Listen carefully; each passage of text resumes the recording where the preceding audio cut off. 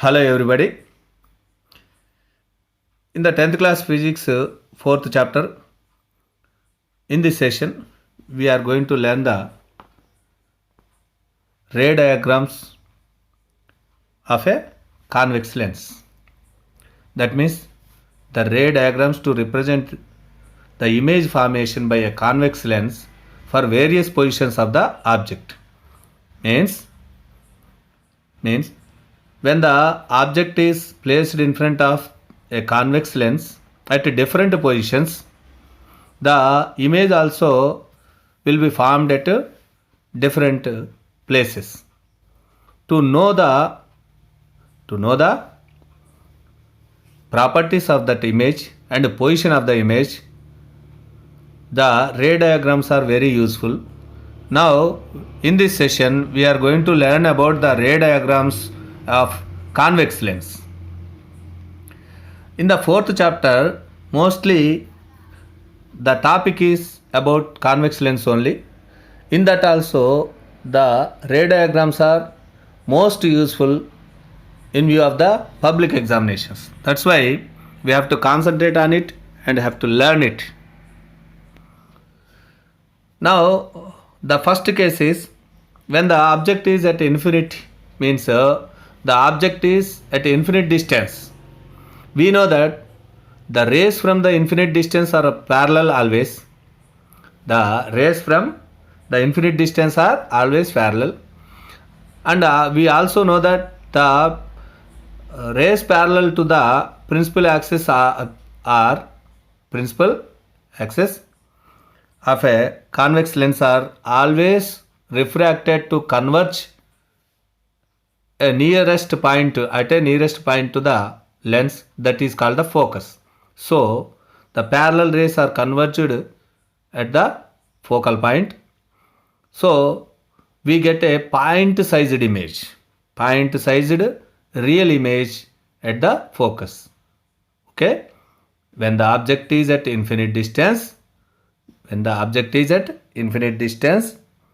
parallel rays incidence on the convex lens and they are converged at the focal point to form a point sized image. It is real point sized image form at focus when the object is at infinite distance. We can observe by this small animation the rays incidence and are refracted through the focus and converged at focal point. So the point sized image is formed. Okay, when the object is beyond the center of curvature, means it came some nearer to the lens, but still it is beyond the center of curvature. We know that for a convex lens, center of curvatures are 2 and focal points also 2. There will be 2 focal points, 2 center of curvatures. So now when the object is beyond the center of curvature at one side, that means it is beyond C2. When it is beyond C2, then the ray along the principal axis is undeviated. We know it. The other two rays, one we take parallel to the principal axis, second one we take that passes through the pole P, that is also called the optic center. The ray parallel to the principal axis and ray along the optic center. The parallel ray to the principal axis is always refracted through the focal point, and the ray along the principal axis or the ray passing through the optic center are undeviated. So now we have taken only 2. We are considering 2 only. That is the ray parallel to the principal axis, the ray passing through the optic center.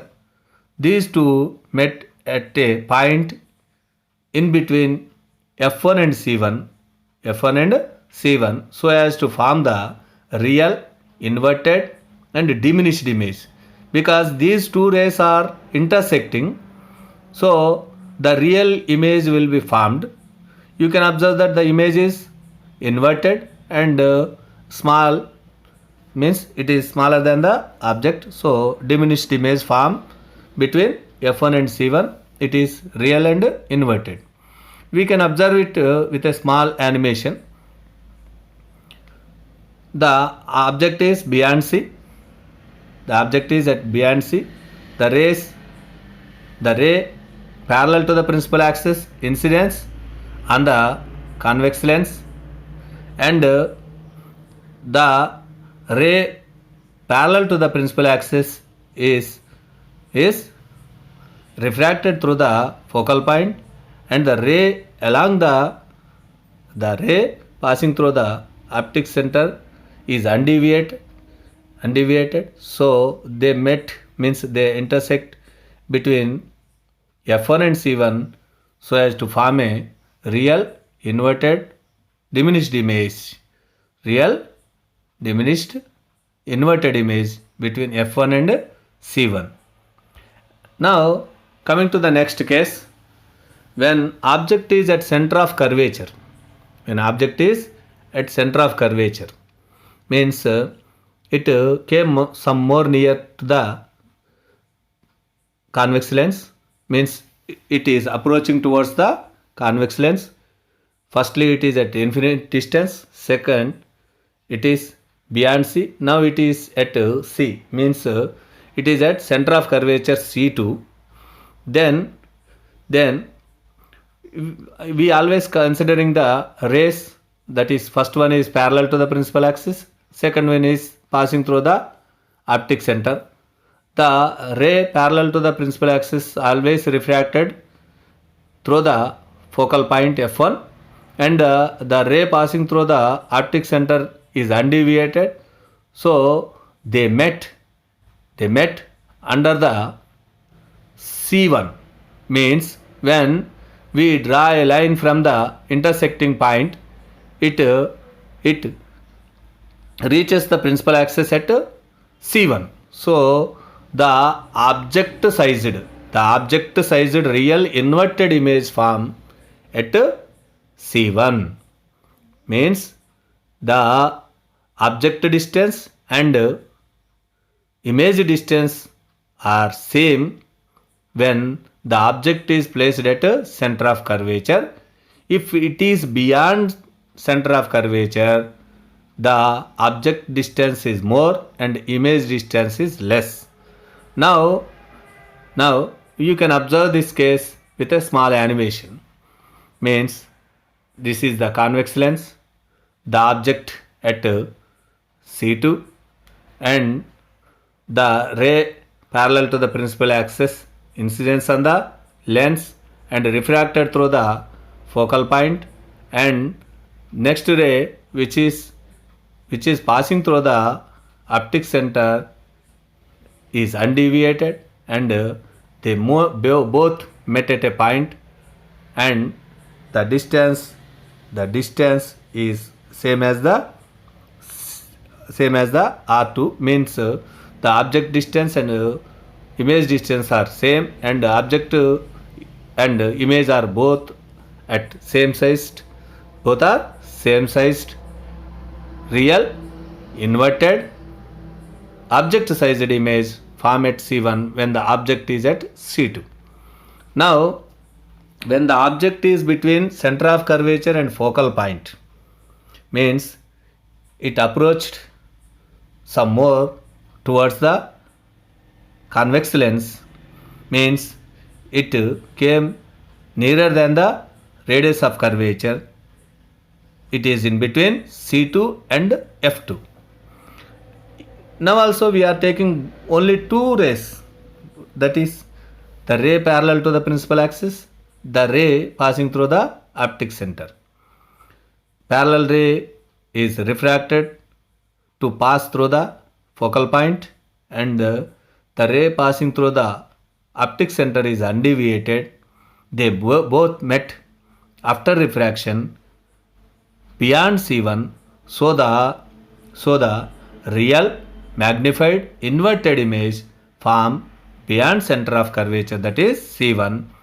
So when the object is in between C2 and F2, the real magnified inverted image form beyond C1. We can observe this one also with a small animation. The object between C and F, the rays incidence means first ray that is parallel to the principal axis incidence on the convex lens and refracted along the focal point means the refraction takes the ray should pass through the focal point F1 and next ray which is passing through the optic center is undeviated. They both met beyond C1 to form the real inverted magnified image. Magnified image means when the object is coming nearer to the convex lens, the image is going away from the means it is forming away from the convex lens and the size also increasing means if the image distance is more, the size of the image also is more. When the object is at a focal point, when the object is at a focal point, means it is at a F2, means the ray parallel to the principal axis, is refracted through the F1, that is focal point. The ray passing through the optic center is always parallel to the ray now which is refracted through focal point. So when this case occurs only when the object is at focal point F2, so they are parallel means the refracted rays are parallel, they won't meet at anywhere. That's why we can say that the image will be at infinite distance with infinite size. Actually they won't meet, but we can take that they will meet at a point at a distance of infinity. So the size of the image also will be considered as the infinite size. Now we can see this with a small animation. The object is at focal point F2. The ray parallel to the principal axis incidence on it and refracted through the focal point, and the ray passing through the optic center is undeviated. So they won't meet, they are parallel. That's why we consider it that the image is formed at infinite distance with infinite size. Now the last case, when the object is very nearer means it is nearer than the focal length, means it is in between F2 and P, in between focal point and optic center, then we consider two rays again, that is the ray parallel to the principal axis which is refracted through the focal point F1, and second one is the ray passing through the optic center. Now the ray parallel to the principal axis is refracted away from the ray passing through the optic center, means they are diverged and they won't meet at anywhere. That's why we may means our eye may consider that they will meet at the same side of the object if they are extended. This is just assumption. That's why this is not the real image. This is not the real image, and its size is more than the object, more than the object. So when the object is in between f2 and p, means when the object is closer than the focal length, the virtual erected magnified image, the virtual erected magnified image forms on the same side of the lens. In all the previous cases, the image forms on the other side of the convex lens, but for this case the image forms at the same side. So when if the question is asked that when can we get the virtual image for a convex lens, or when can we get the image on the same side of the lens, when the object is placed in front of a convex lens, we should answer that the object is placed closer than the focal length, means it is placed in between f2 and p. f2 and p means between focal point and optic center. This is the last case. We can understand this one with a small animation. The object is very closer in between f2 and p. The ray parallel to the principal axis incidents and refracted along the focal point, and second ray which is passing through the optic center is undeviated. They won't meet, they are diverging rays. That's why when they extend, they may meet at the same side of the object. So this is just illusion. That's why it is virtual image. It is magnified erected image on the same side of the object. This is the last case. This matter means all the cases are represented in this table. When the object is at infinity, the position of the image is focal point, size of the image is point sized. When the object is beyond C1, position of the image is in between f2 and C2, inverted, diminished and real. If the object is at C1, the position of the image is C2, the image is inverted, same sized and real. When the object is between f1 and C1, the position of the image is beyond C2, it is inverted, magnified and real.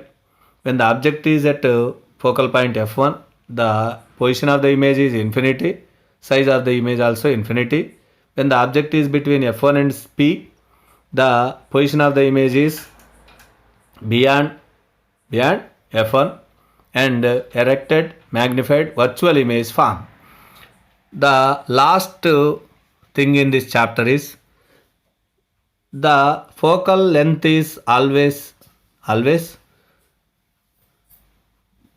depends upon the medium. Means when the